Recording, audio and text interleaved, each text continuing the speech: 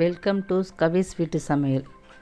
இப்போ நான் ரொம்ப நாள் கழித்து உங்களை சந்திக்கிறதுல ரொம்ப சந்தோஷம். இன்னையிலேருந்து இனிமேல் நம்ம வீடியோ அடிக்கடி வரும் பாருங்கள். இன்றைக்கி நம்ம பார்க்க போகிற ரெசிபி சிக்கன் செமி கிரேவி. அதுக்கு தேவையான பொருள் 2 பழுத்த தக்காளி, 2 வெங்காயம், கொத்தமல்லி, வீட்டு குழம்பு மிளகாத்தூள் 2 ஸ்பூன், 1/4 ஸ்பூன் மஞ்சள்தூள், 1/4 ஸ்பூன் கரம் மசாலா, சிக்கன் குழம்பு மசாலா 2 ஸ்பூன், இஞ்சி பூண்டு பேஸ்ட் தேவையான அளவு, பட்டை, லவங்கம், ஏலக்காய், பிரிஞ்சி இலை, மராட்டி முக்கு. இப்போ நம்ம ஸ்டவ் ஆன் பண்ணிட்டு கடாயை வச்சுக்குவோம். கடாய் ஹீட் ஆனதுக்கப்புறம் நல்லெண்ணெய் ஊற்றுவோம். நல்லெண்ணெய் ஏன்னா சிக்கன் வந்து சூடு, நல்லெண்ணெயில் செய்யும்போது அது கொஞ்சம் குளிர்ச்சி சூடு குறைக்கும். பொதுவாகவே நான்வெஜ் நல்லெண்ணெயில் செஞ்சால் ரொம்ப டேஸ்ட்டாக இருக்கும். இப்போ நம்ம ஒரு பிரிஞ்சி இலை, ஒரு ஏலக்காய், பட்டை, லவங்கம் எல்லாம் போட்டுருவோம். ஒரு பெரிய வெங்காயம், ஏற்கனவே நான் 2 வெங்காயம் 2 தக்காளி சொல்லியிருக்கேன். ஒரு வெங்காயமும் ஒரு தக்காளியும் அரைச்சி ஃபைன் பேஸ்ட்டாக வச்சுக்குவோம். இப்போ வதக்கிறதுக்கு ஒரு பெரிய வெங்காயம் பொடியாக கட் பண்ணிவிட்டு அதில் ஒரு பச்சை மிளகாய் போட்டு நல்லா வதக்கிக்குவோம். நல்லா வதக்கிட்டு பொன்னிறமாக கோல்டன் ப்ரௌன் மாதிரி வதக்கிக்கலாம்.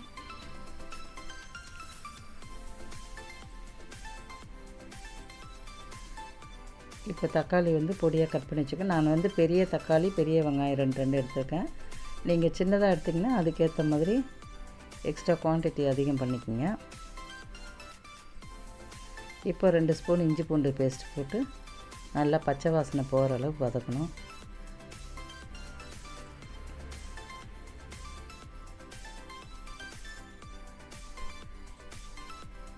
அந்த எண்ணெயிலே நல்லா வதக்குங்க, பச்சை வாசனை போகிற அளவுக்கு வதக்கிக்கோங்க.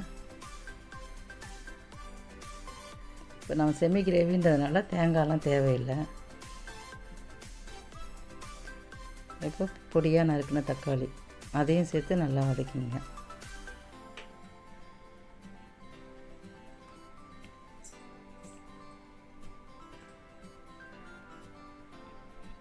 நல்லா வதக்கணும், ஏன்னா குழைவாக நல்லா வதக்கினா தான் அந்த கிரேவிக்கு கொஞ்சம் நல்லா டேஸ்ட் கொடுக்கும். இப்போ நம்ம அரைச்சி வச்சுருக்க தக்காளி வெங்காயம் பேஸ்ட்டை போட்டுக்குவோம். போட்டு அதுவும் பச்சை வாசனை போகிற அளவுக்கு நல்லா வதக்குங்க.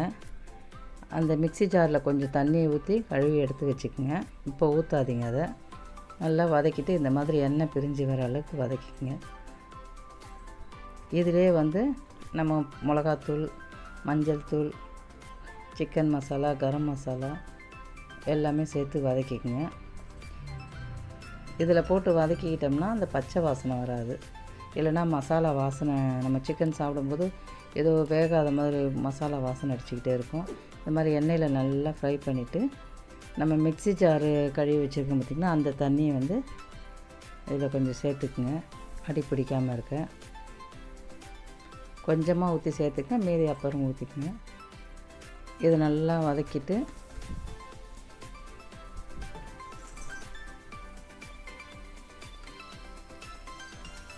சிக்கன் வந்து உப்பு மஞ்சத்தூள் போட்டு நல்லா கழுவி க்ளீன் பண்ணி வச்சுருக்கேன். சிக்கன் மஞ்சத்தூளும் உப்பும் போட்டு கழுவினா தான் அந்த பிசுபிசுப்பு குழகுழப்பு தன்மைலாம் போகும். இந்த மாதிரி நல்லா க்ளீன் பண்ணி வச்சுக்கோங்க. இப்போ அதையும் அந்த மசாலாவில் சேர்த்துருங்க.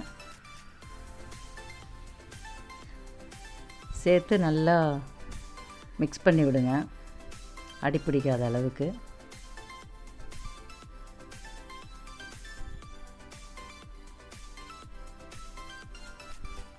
ஏன்னா முதல்ல நம்ம சிக்கன் போட்டு வதக்கும் போது இந்த மசாலா வாசனை அடிச்சுக்கிட்டே இருக்கும். எண்ணெயில் கொஞ்சம் நல்லா வதக்கிட்டு போட்டோம்னா நல்லா மிக்ஸ் ஆகிடும். இப்போ தேவையான அளவு கல் உப்பு போட்டுக்குங்க.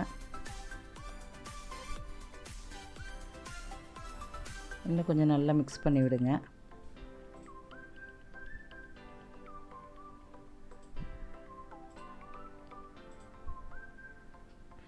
ஸ்டவ் வந்து மீடியம் ஃப்ளேமில் வச்சுக்கோங்க. மசாலாலாம் போடும்போது அடி பிடிக்காமல் இருக்கிறதுக்கு.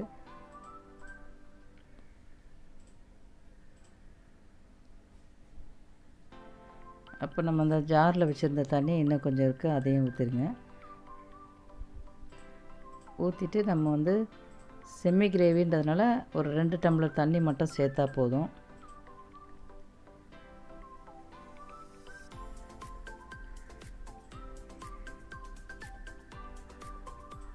இந்த மாதிரி நல்லா மிக்ஸ் பண்ணி விடுங்க.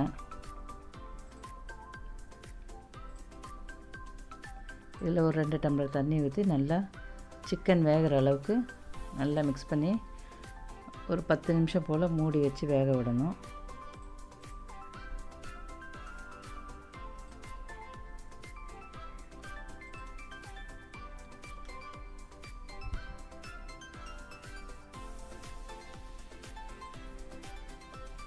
நம்ம வந்து குழம்பா வைக்கிறதா இருந்தால் இன்னும் கொஞ்சம் தண்ணி ஊற்றிக்கணும்.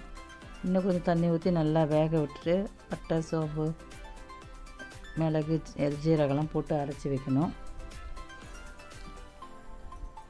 நம்ம கிரேவி பதத்துக்கு வைக்கிறதுனால 2 டம்ளர் தண்ணியே போதுமானதாக இருக்கும். இப்போ ஒரு 10 நிமிஷம் மூடி போட்டு வச்சிடலாம். நல்லா வேகட்டும். இடையில நீங்கள் வந்து கிண்டி விட்டுக்குங்க, எல்லாம் அடி பிடிக்காமல் பார்த்துக்கணும். இப்போ நல்லா கொதிக்குது, ஆனால் இன்னும் கொஞ்சம் திக்கு வரணும். இதே குழம்பாக இருந்தால் நம்ம இந்த ஸ்டேஜில் தேங்காய்லாம் அரைச்சி ஊற்றிக்கலாம். அது நான் இன்னொரு வீடியோவில் போடுறேன் உங்களுக்கு, குழம்பு எப்படி வைக்கிறதுன்ட்டு.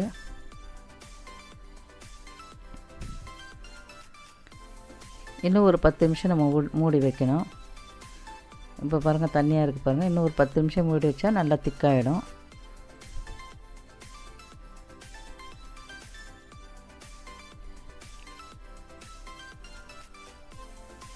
பத்து நிமிஷம் ஆகிடுச்சு. இப்போ ஓப்பன் பண்ணி பார்ப்போம். இப்போ இந்த அளவு இந்த கரெக்டாக இருக்குது. இந்த திக்கு போதும். நல்லா மிக்ஸ் பண்ணி விடுங்க, அடி பிடிக்கலை. இது கரெக்டாக இருக்குது. இல்லை நம்ம குழம்பு ஸ்டவ் ஆஃப் பண்ணணும், குழம்பு ஆற திக்கு வேற கொடுக்கும். இப்போ இதில் வந்து கொஞ்சம் மல்லித்தழையை லைட்டாக தூவிக்குங்க.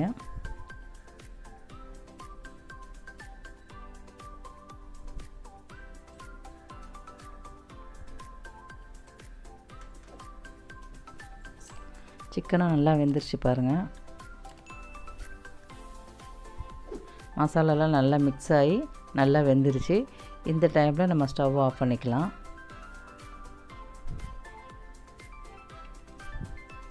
கொஞ்சம் கொத்தமல்லி தழையை தூவிக்கிங்க. தூவி மிக்ஸ் பண்ணி மூடி வச்சிட்டிங்கன்னா நல்லா வாசனையாக இருக்கும்.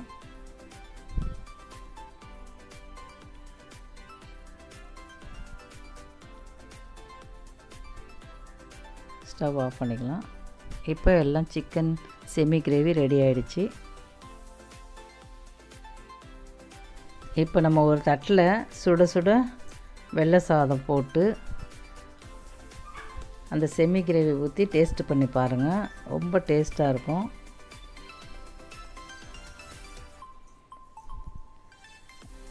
நீங்கள் இது சாப்பிடும்போது அப்படி இருக்கும் டேஸ்ட்டு.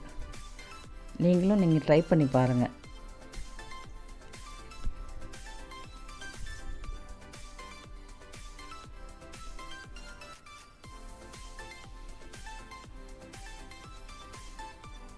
இப்போ இதோடு நாங்கள் வந்து ஈரல் கிரேவியும் பண்ணியிருந்தோம்.